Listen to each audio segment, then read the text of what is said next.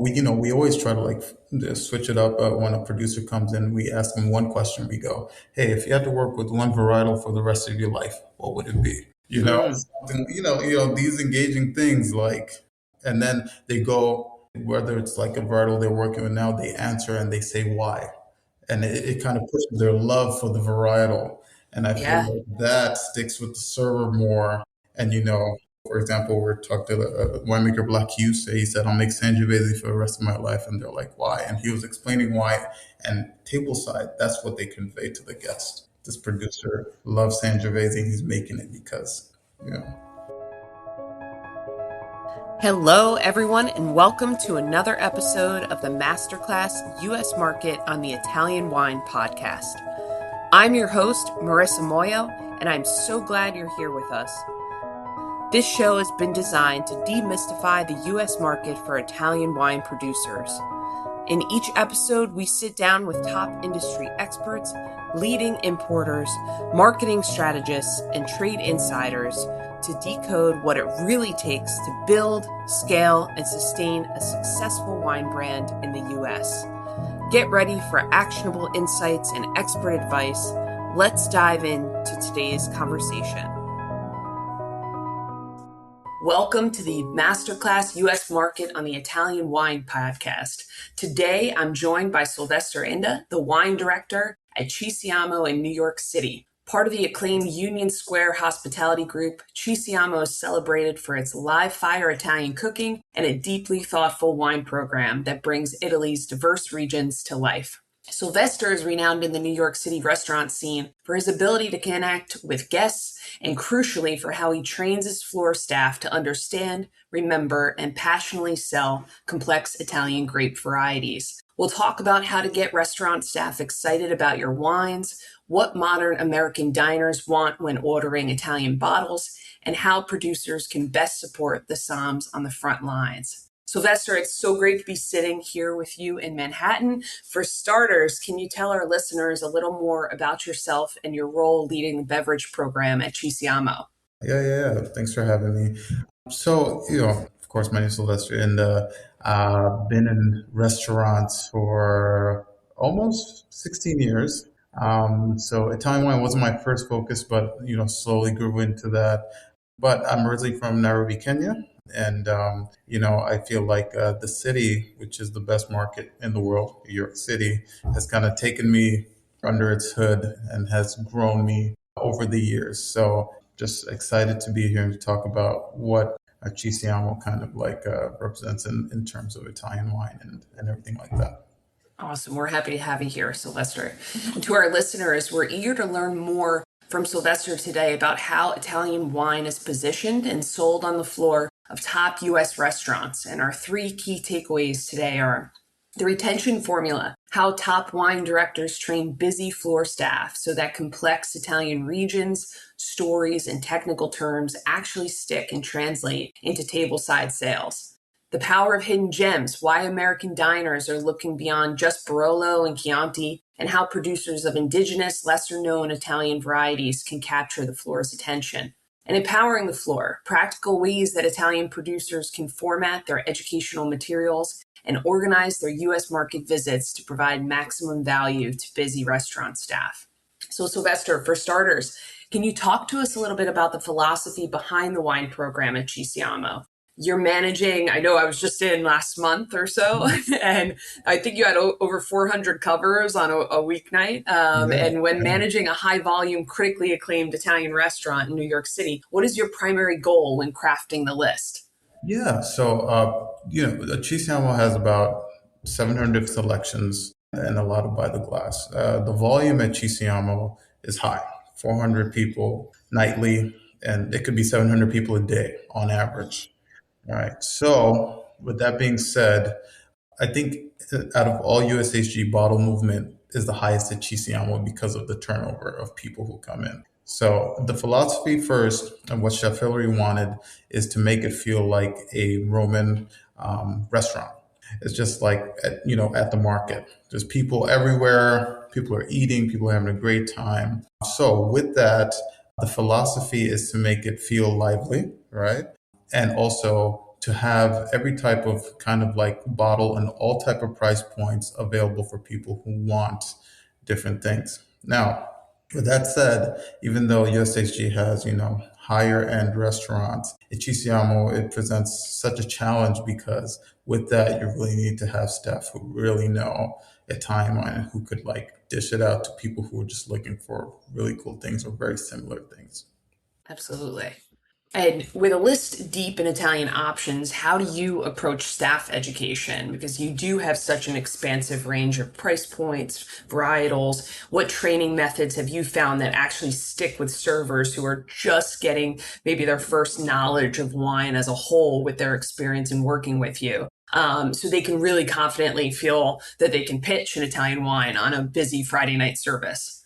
Yeah, so a few different things. I feel with my knowledge, especially with USHG, going more complicated is not as good for servers. You have to go simple, right? For example, I'll give you a kind of layout of our training schedule with wine for servers. We present it on like a 5-day schedule, right? The first day, I'm sending out a PDF with simple, these are the tasting notes. This is the name. This is the vintage. Day two, we taste.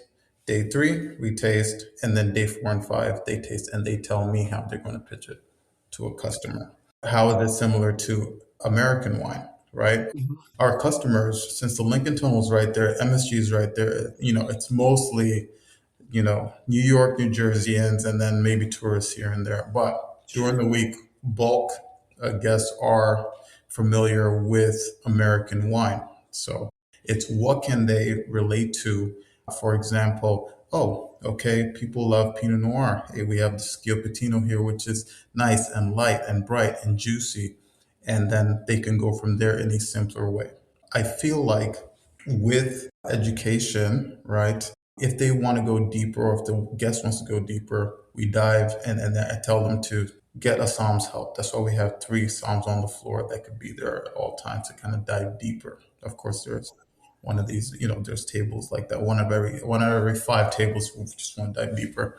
And then also bringing producers into our pre-shifts. I've done that a lot, and I feel like it has such a positive effect because servers want to hear the philosophy of winemaking from the horse's mouth. They want to hear what it is like, in those vineyards or in the cellar or in the, how are they aging these wines? I feel like that has such a success because it leaves a memory for them. Like, oh, they met like Christina Tiberio, and now they Right. can't forget, right? They can get excited about it when they have that personal Exactly. connection. They can't forget about Trebbiano Abruzzese, right? They can't forget about these things because the experience for them as a learning experience is so much greater and it's something they could hold on to. Mm, So I feel like, yes, tech sheets are great, I'm sure, but they'll go right over their head if they don't have an experience to attach it to. yeah, love that. Thank you. Yeah. And Italian wine can be notoriously complex for American consumers due to all of the different indigenous grapes and some confusing appellation laws. So, how do you also teach your staff to translate those winemaking details and the technicalities into quick, compelling tableside stories that really sell bottles? So, you mentioned about giving your staff the experience either firsthand with producers or secondhand through your own storytelling and your Psalms team storytelling to your staff. How do you help them then bring that story to tableside? Yeah, so there's a few different ways, and the way we kind of focus our, let's say, training on appellation laws, for example, right? We try to keep it simple, and we Sure. so it's funny, the IGT DOCG rules. They kind of mimic the Vin de France AOP rules, and so it's you keep it simple. You say, okay, these are the 3 tiers, that the government has given for Italian wine laws, right? Mhm. Tiers of quality that don't always follow, what the quality of the wine would be. And so when we taste different wines, like, I don't know, Schioppettino or something like that, or, Bitosca or something like that on lineup, I try to relate this wine to something similar that the guest would know, right? Mhm. and or that the server would know that they've tasted in the past. And I feel like connecting that makes it a little easier for them. Now, with the complexities of wine laws, I feel like talking about that table side will go right over the guest's head. Right. Sure. So you keep it, they don't want to hear tech sheet, they want to hear that. So you keep Right. it simple. You keep it simple. You say, okay, this wine, even though it's a, DO, right? Yeah, I tell Mhm. the service to go, hey, you know what? This is one of the examples of the quality of Italian wine, that even though the Italian government says it's not as great in quality, it is absolutely amazing. And that's the great Mhm. thing about Italian wine. There are all these families that are making really, really great juice that just need to be exposed, right? No matter what the law says. And Right. yeah, Right. yeah. And it works so well into kind of like one great example, the Super Tuscan argument, right? Absolutely. A famed one in this area. Yeah, our servers love going up to a table and talking about that, and kind of like that culty status of like, they don't, these families don't need to adhere to the Italian wine laws because they know that they make great juice no matter what they're planting, So, The renegade. right, the renegades. People love culty stories, these like Absolutely. stories. Like, I mean, I think any of our servers could sell Montevertine flat out, Mhm. just based off the story. So, Awesome. yeah, Oh, awesome. Sylvester, while famed regions like Barolo and Brunello carry name recognition, you spoke about, and we've spoken about, the excitement around featuring hidden gems. And what trends are you seeing right now regarding the American diner's appetite, especially in this region, New York City and the greater New Jersey area, for their appetite for lesser known Italian varieties? absolutely. I think one out of every three tables right now we're getting requests for orange wine. It is still a thing, It's still a especially for thing. younger consumers, right? And Italy has tons of orange wine. Yeah. Especially, you could go from higher end to lower end. You go from Joska Grabner, right, the OG of kind of like bringing orange wine back, to like, I don't know, a local Zabiba producer who does it for Right. skin contact. So that is one of the biggest fads I'm seeing right now, right? Mhm. Also, we are in a more health conscious time. People do Certainly. ask for biodynamic and organic wines. I mean, I understand the generational gap where in the older generation it feels like an unfinished product, but this generation, and it's going to be most of the people who are holding the money later on, right? Want to go Mhm. out and eat. They're very health conscious. They want something that is made biodynamically, that is made in a health conscious way. So we see tons of that kind of like questions of, is this wine biodynamic? Now, I'm not saying it can be repetitive at times, or Mhm. pretentious at times, but just giving them an honest answer of how this wine is made and how it's been made for a long time. Yeah, yeah, definitely. I think orange wine too, having conversations with, thinking about Gen Z being introduced to wine, certainly those chillable reds, orange wine, but interested too in varietals that don't bring as much funk Yeah, necessarily. So some crisp, clean, getting to give exposure, right, to the wide variety that's available to folks, and explaining bubbles with sediment, right, all those things that just exactly. really bringing to life, I think, the wide variety that's available within the Italian producing market. Yeah, and that also becomes talking point table side. Absolutely, absolutely. It gives an opportunity for storytelling. Yeah, exactly. And Sylvester, you've had producers in and out of Ci Siamo, certainly engaging Mhm. with your staff. When Mhm. Italian wine producers visit the US and they're running a staff training or a masterclass for your team, what are some of the common mistakes that you sometimes may see? And what do your servers really need to hear from the winemakers? I think the common mistakes is getting too complicated. That's, I feel like the servers need a vision. They need to see what you kind of see daily, right? Right, Where do you live? What right. is your farming situation, right? And what are you Yeah. excited about, you know? And I feel like once we dive into the minute things, hectares and this and that, they kind of lose interest a bit because they're not going to remember all that little Right. minor details.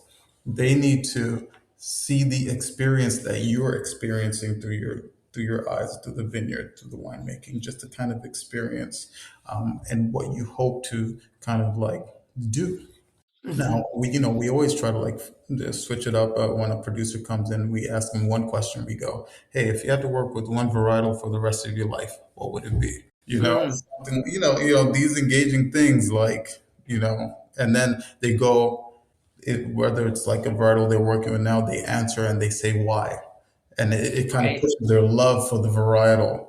And I feel Yeah. like that sticks with the server more. And Mm. I don't know, they'll go, for example, we're talking to the winemaker Black Hughes. He said, "I'll make Sangiovese for the rest of my life," and they're like, "Why?" And he was explaining why. And tableside, that's what they convey to the guest. This That's it. producer loves Sangiovese. He's making it because, Right. Yeah, I can imagine your service team too, everyone gravitates in and sticks with something, right? Whether it's the history of the area. I remember some of my first trips, visiting and getting into where the Etruscans were, and I was fascinated, yeah, right?